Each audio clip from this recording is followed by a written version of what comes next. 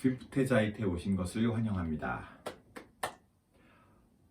사실 그간 몇 개의 영상을 촬영을 해놨는데요, 여러분.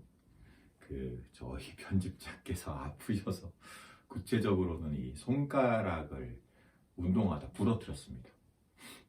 슬프게도. 그래서 이제 편집을 못하고 있던 차에 제가 좀 고민을 했어요. 사실 이제 그간에 있었던 동영상들의 쇼츠 버전을 올리면서 그래도 편집 없이 올릴 수 있는 것이 무엇이 있을까 하다가 제가 되게 좋은 생각을 해냈습니다. 아시는 분은 아시겠지만 제가 여기저기 다양한 매체에 혹은 잡지에 이제 글을 기고하고 있고, 그 중에서 현재도 여전히 스트라드 코리아에 글을 쓰고 있지만, 이제는 폐간되고 없어진 스트링 앤 보우라는 현악 전문지가 있었어요. 스트링 앤 보우라는 잡지에 오케스트라 오디션을 위한 리얼 어드바이스라는 되게 오래 연재했던, 나름 인기도 있었던 그런 연재 시리즈가 있었는데, 거기에 이제 오케스트라 오디션을 대비하면서 주의해야 하는 사항, 사실 저 자신도 이제 독일에서 오케스트라 생활을 좀 했었고, 그리고 이제 한국에서도 여전히 크고 작은 오케스트라의 객원도 연주를 하지만 여전히 또 이 코리안 챔버 오케스트라의 단원으로 있으면서 이제 많은 오케스트라 연주를 경험을 하는데, 그 중에서도 이제 그 앞에 말씀드렸던 스트링 앤 보우라는 잡지에 되게 오랫동안 연재를 했었어요. 지금 제 기억으로는 이제는 인천시향의 악장으로 계시는, 그 당시에 이제 경기 필하모니의 악장이셨던 정하나 선생님과 또 뮌헨에서 같이 공부한 인연으로 이제 중간중간에 같이 그 글의 일부분은 또 이제 그 정하나 선생님께서 실제적인 어떤 그 특정한 오케스트라 발췌곡에서 연습을 하는 방법 같은 것들을 이제 같이 일을 뭔가 제가 원고를 의뢰를 드려서 같이 했던 기억도 나요. 근데 어쨌든 여기서 제가 찾아보니까 옛날에 그 주옥 같았던 원고들을 찾았습니다. 제가 보니까 무려 40개에 가까운 오케스트라 오디션을 준비할 때 유의해야 할 사항을 적어 놓은 게 있어서 사실 이렇게 글로 써도 되지만 유튜브니까 제가 보면서 읽어드리는 재미없겠구나 하고 이제 끄시지 마시고, 이게 비단 오케스트라 오디션을 준비하시는 분들 뿐만 아니라 실제로 학교에서 혹은 이제 또 아마추어 분들이라면 아마추어 앙상블 오케스트라에서 연주를 하시거나 어떤 데뷔를 하시는 데 있어서 굉장히 주의해야 하면 좋을 그런 항목들이라 생각이 됩니다. 편집이 될 게 아니라서 그냥 진짜 되게 날것으로 이 상태 그대로 올릴 거예요. 말씀을 드려볼게요. 오케스트라 오디션의 유의사항입니다. 되게 로한. 자, 목소리가 중요할 텐데. 자, 우선은 첫 번째, 당연한 얘기지만 메트로놈과 친구가 되어라 입니다. 메트로놈과 친구가 되어라. 메트로놈 무시하지 마라. 메트로놈이 정말 중요하다는 이야기인데, 읽어볼게요. 많은 학생들이 메트로놈의 중요성을 인식하면서도 이 기계에 의한 컨트롤을 썩 달가워하지 않습니다. 실제로 메트로놈에 잘 맞춘 학생들 중에 리듬감이 뛰어난 학생들도 있지만, 반대로 메트로놈과는 잘 연주하면서 그 리듬감이 떨어진다거나 이 박자를 잘 컨트롤하지 못하는 경우도 존재합니다. 하지만 여러분들이 오케스트라 오디션을 심각하게 준비하고 있다면 이 점을 꼭 명심하세요. 오케스트라 오디션은 대가적이고 자유로운 솔리스트를 뽑는 자리가 아니라 모두가 함께 연주하기에 안정적이고 믿음직한 정확한 연주를 선호하는 그러한 무대라는 사실을 꼭 기억해 주시기 바랍니다. 라는 글이 있네요. 그럼 구체적으로 무엇을 하느냐? 다양한 박자를 시도하세요. 인2의 곡이라면 인4로도, 필요하다면 인8로도 연습을 해보세요. 너무 리듬을 쪼개서만 연습하면 음악의 라인이 조각나기 쉽습니다. 나중에는 따라서 메트로놈의 박을 더 길게 하셔도 연습을 해보시기 바랍니다. 기계와 연습할 때는 음악적 표현이나 루바토를 최대한 제한하고 오직 메트로놈과 친구가 되어 정확히 연주하는 것에 집중하세요. 메트로놈을 이용하신다면 내가 어디가 빨라지는지 어디가 느려지는지 체크가 됩니다. 그리고 끝으로 이런 연습이 숙달되었다면 메트로놈에서 벗어나 자유로운 리듬과 비트를 느끼면서 연습하세요. 그 어떤 연주도 메트로놈에 정확히 넣어서 유지가 되지는 않기 때문입니다. 따라서 메트로놈은 연습 중간중간에 필요한 도구로 활용을 하시되 오케스트라 오디션을 준비하신다면 반드시 친구가 되어야 하는 그러한 물건입니다. 이게 첫 번째 이야기예요. 보면서 이제 옛날 생각도 좀 많이 나요. 옛날에 참 글을 잘 썼네 하면서. 두 번째, 여긴 사실은 이제 호불호가 있을 수 있는, 저마다 생각이 다를 수 있는 얘기인데 읽어볼게요. 두 번째, 그룹 내에서, 그러니까 오케스트라의 앙상블이죠. 그룹 내에서 연주하는 것보다는 모든 악상을 보다 분명하게 그리고 조금은 솔리스틱하게 발췌곡을, 오케스트라 엑섭이라고 하죠. 오케스트라 엑섭을 연주해라. 이 부분은 사실 저도 고민을 많이 했던 부분입니다. 예를 들어 어느 오케스트라나 오케스트라마다의 스타일과 전통이 존재합니다. 그 오케스트라에서 같이 연주를 해보셨거나 혹은 그 오케스트라를 잘 알고 있는 선생님을 배우고 계시다면 큰 고민이 없겠지만, 아무런 정보도 없다면 어떻게 하면 그 오케스트라 오디션에서 좋은 인상을 줄지를 고민하게 됩니다. 필자가, 그러니까 여기서 저예요. 유럽에서 오케스트라 오디션을 봤을 때 어떤 오케스트라 오디션에서는 너무 솔리스틱하게 연주한다는 코멘트를 제가 듣기도 했고, 또 다른 오케스트라에서는 지나치게 조심스럽게 연주했다는 평을 들어서 어느 장단에 맞춰야 할지 우왕좌왕했던 시기가 있었습니다. 결론은 정답은 없다는 것. 굳이 조언을 한다면 너무 그룹의 일원으로서 연주하는 것을 상상하면서 지나치게 내면적인, 내성적인 플레잉을 하는 것보다는 연주하는 장소의 크기에 맞게 심사하는 사람들이 충분히 알아들을 수 있는 샘여링과 표현을 하시는 것이 중요합니다.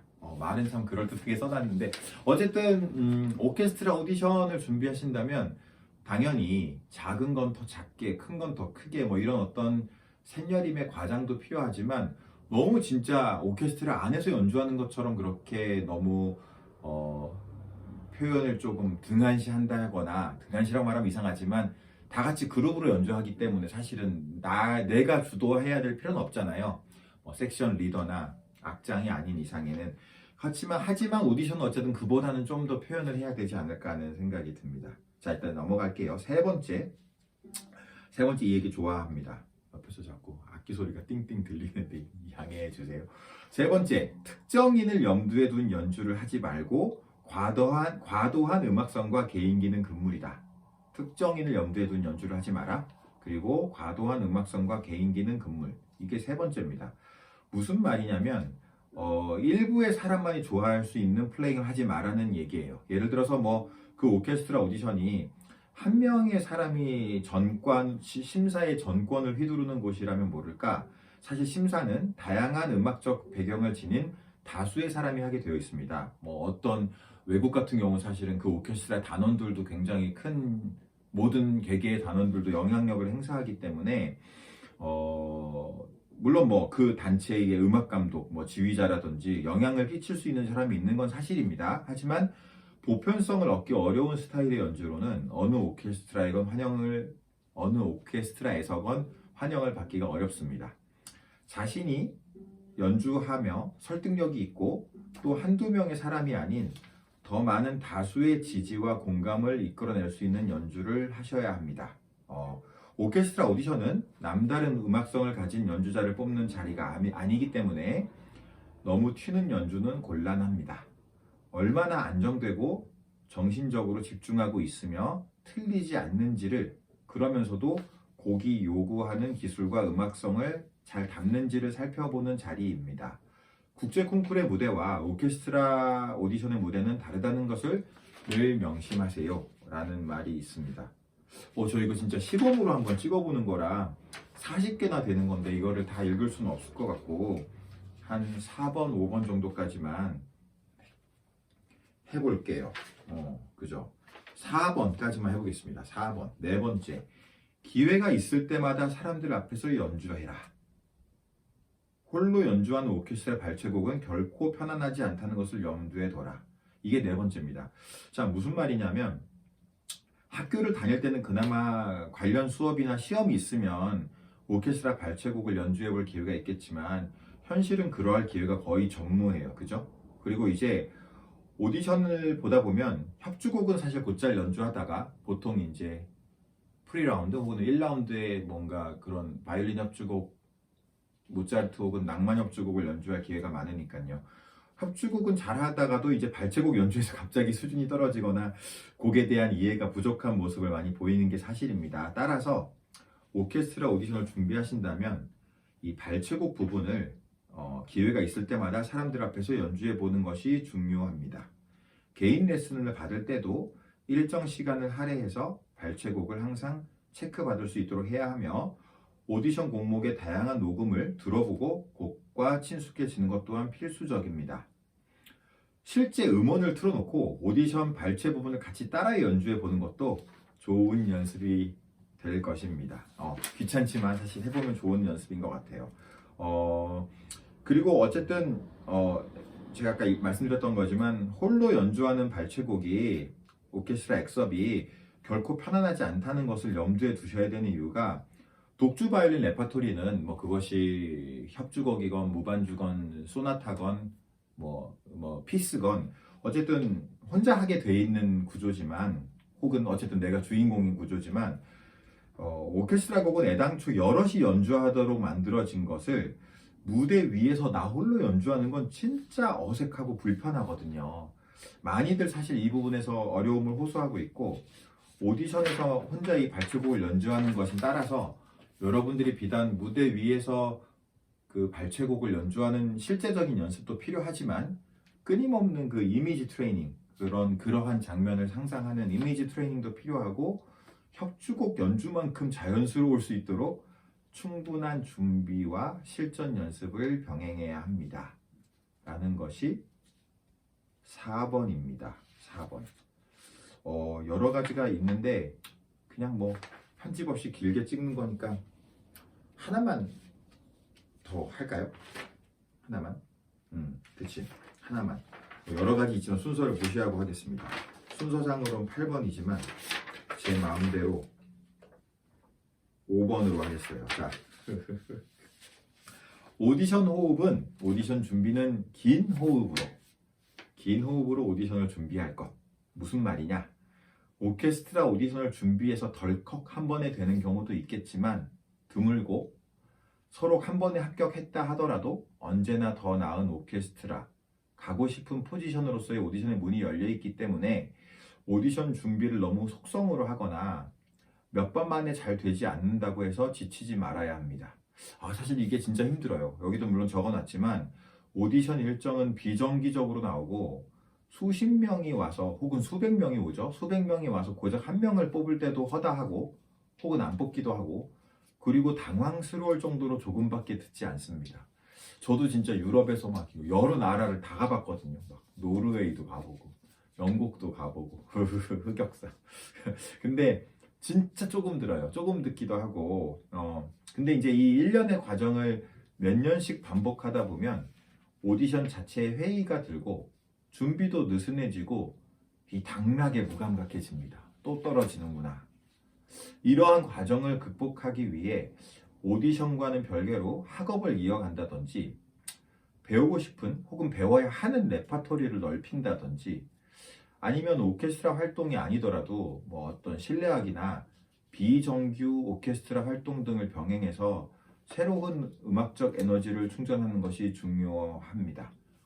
그러니까 오케스트라 오디션을 준비하실 거면 제가 여기에도 첨언을 하자면 뭔가 다른 활동을 병행하면서 하는 게 정말 좋은 것 같은데 오디션에 나는 올인을 할 거야 하신다면 난 이것저것 하면서 산만한 거 싫어. 그냥 오케스트라 오디션만 죽도록 준비할래라고 하면 시간을 정하시면 좋겠어요. 뭐 2년이라든지 뭐 이렇게 3년 모르겠어요. 3년 너무 긴가?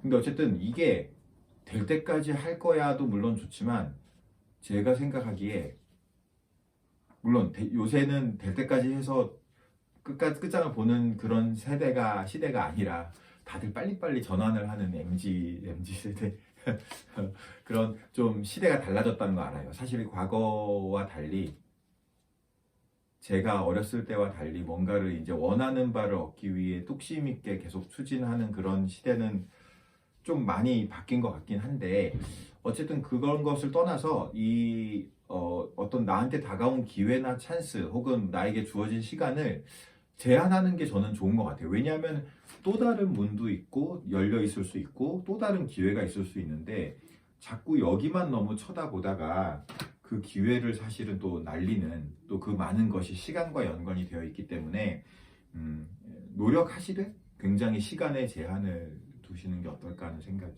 듭니다. 자, 어쨌든 뭐 특별한 일이 없는 한 이걸 계속 한번 이어가 볼게요. 이것도 나름 원고 보고 읽으니까 재밌는데요. 오케스트라 오디션을 위한 리얼 어드바이스 첫 번째 시간이었고요. 5개 했나요, 제가? 어쨌든 이건 편집 없이 올릴 거라 그냥 보시고 편하게 감상해 주시면 감사하겠습니다. 자, 그러면 많은 관심 부탁드리고 오늘은 여기까지 하겠습니다. 감사합니다.